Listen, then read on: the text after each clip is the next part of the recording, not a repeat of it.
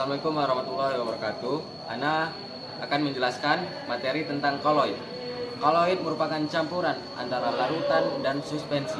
Yang berarti koloid itu adalah larutan. Namun juga bukan suspensi.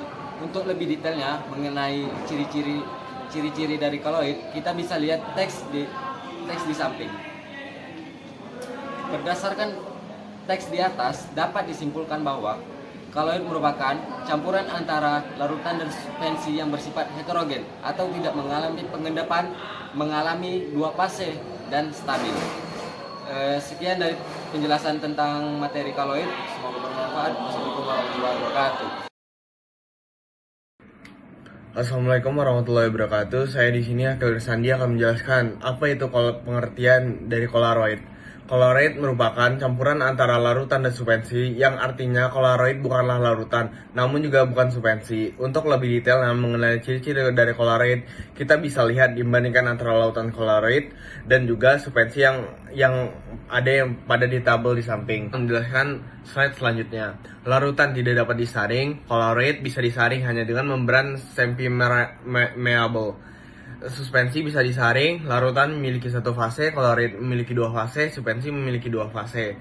Larutan memiliki zat yang stabil, Polaroid stabil, suspensi tidak stabil antara zat pasti akan memisah.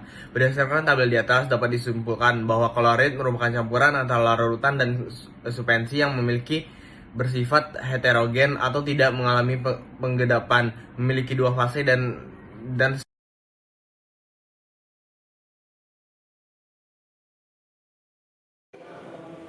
Koloid merupakan campuran antara larutan dan suspensi.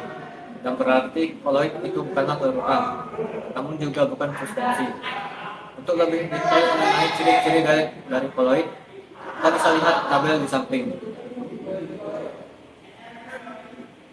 Berdasarkan tabel di atas, dapat disimpulkan bahwa koloid merupakan campuran antara larutan dan suspensi yang bersifat heterogen atau tidak mengalami pengendapan, mengalami dua fase dan stabil. Bismillahirrahmanirrahim. Assalamualaikum warahmatullahi wabarakatuh. Di sini saya akan menjelaskan tentang materi koloid. Baik, kita akan memasuki materi sifat koloid. Sifat koloid yang pertama itu ialah efek tindal. Efek tindal merupakan penghamburan cahaya dari partikel koloid. Partikel koloid ini lebih besar daripada partikel larutan, atau sebaliknya. Partikel larutan lebih kecil daripada partikel koloid, karena partikel koloid lebih besar daripada partikel larutan sehingga berkas cahaya bisa dihamburkan. Materi selanjutnya itu ialah dialisis. Dialisis merupakan pemurnian koloid dari ion-ion pengganggu dengan menggunakan semi-permeable atau membran semi-permeable. Dengan dialirkannya air, maka koloid akan mengeluarkan ion-ion pengganggu, karena ion-ion pengganggu itu memiliki ukuran yang lebih kecil. Proses ini dalam dunia nyata itu digunakan pada tahap proses cuci darah.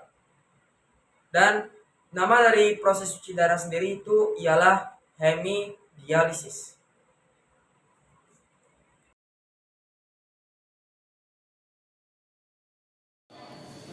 Jenis koloid.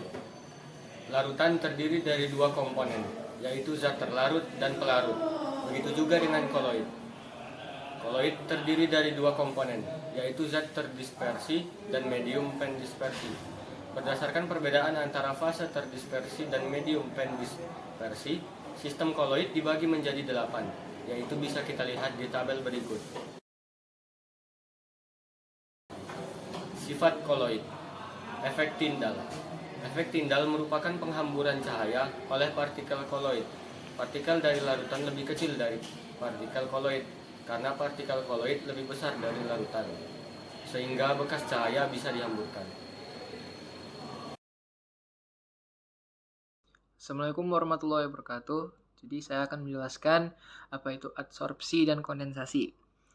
Adsorpsi merupakan proses penyerapan. Biasa yang diserap itu adalah ion-ion oleh partikel koloid.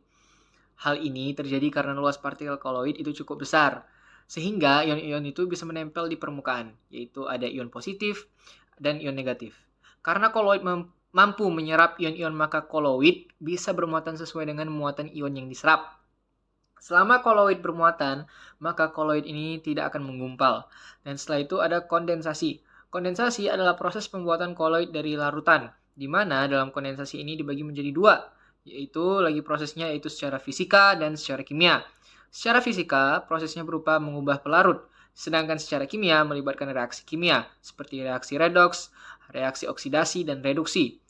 Reaksi hidrolisis direaksikan dengan air, dan reaksi dekomposisi rangkap atau reaksi substitusi yang biasanya. Terima kasih.